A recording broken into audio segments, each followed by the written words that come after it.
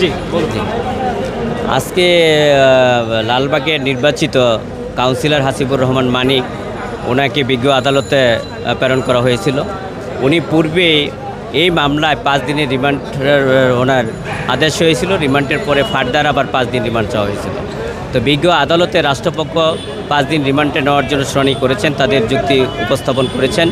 আমরা আসামি পক্ষে আমরা বলেছি যে রিমান্ড যেহেতু 5 দিন রিমান্ডে সে হয়ে আসছে এবং নতুন করে কোনো উপাদান ছিল না যে রিমান্ড চাওয়ার মতো, এবং এই 5 দিন রিমান্ডে নেওয়ার পরে এই মামলার তথ্য উপাত্ত কোনো কিছু অগ্রগতি ছিল না।